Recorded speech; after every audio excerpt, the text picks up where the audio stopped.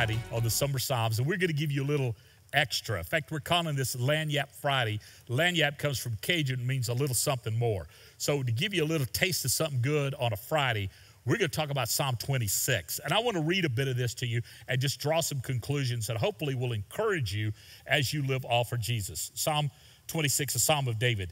Vindicate me, Lord, because I have lived with integrity. Oh, okay. How have you lived with integrity? Because God has been faithful with his integrity. He has, get this word, imputed his righteousness on you. What? It means God has given you his righteousness. It says in 2 Corinthians 5:21 that God made him, Jesus, who knew no sin, to become sin for us that we might become the righteous of God. Not have the righteousness of God, but become the righteous of God. That we are labeled in righteousness because I have lived with integrity, because my righteousness comes from God, not from me. Do y'all know people that are self-righteous? Maybe you ought to look in the mirror. Maybe it's you. We have no righteousness that does not come from God.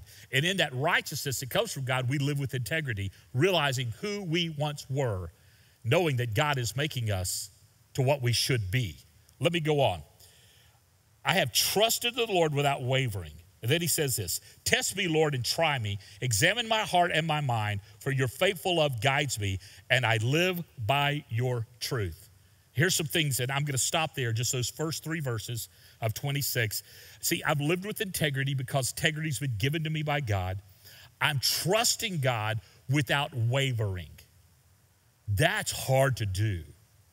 You know, I asked the question of people, I said, what would you do for God if you knew you couldn't fail? And that's such an easy question.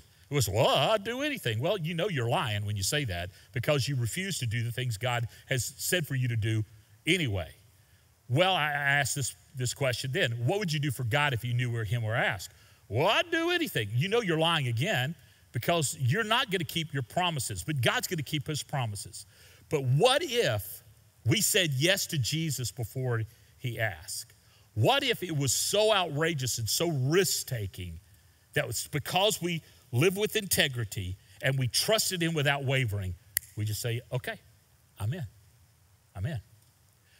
I have a relationship with my wife that's pretty incredible. We're almost 39 years of marriage. And what I've learned with Tara is I say yes to her before she asks. Does that mean I'm afraid of her? No, I'm not. Well, maybe a little, but not really. It's because I love her. And I'm dependent upon her, and I count on her, and I want to please her, and I want to serve her as her husband. So I want to say yes to her because I want to have an unwavering heart of devotion to her. If I have that with her, shouldn't I have that with God? I love Tara, but God's better than Tara. And I need to love God more than I love Tara because loving God more helps me love Tara better. It helps me live better. Unfavoring yes to God.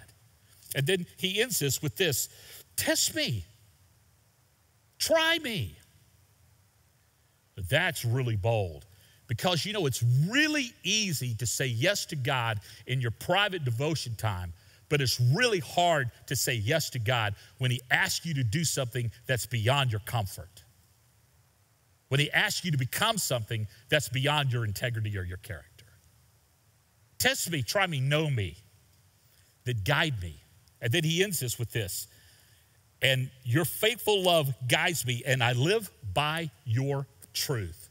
See, on this Friday, what if we made this decision? That God has my yes before he asks. I will follow him with unwavering faithfulness, and then I will live in his truth and his abiding, faithful presence and love. Then our lives are different. And the Psalms don't become some kind of devotional we read, becomes a pattern of our life that leads to life change. And guess what it does? It blesses everyone around you as you live all for Jesus. So a little lagniappe on a Friday. I hope this encourages you because it encourages me. So I'm going to say yes to Jesus. I'm going to live with integrity. And I'm going to let him test me and try me and see that I'm a man who's filled with his spirit so I can live out his truth. And I hope that helps. I love you, and I'll see you very soon on the weekend.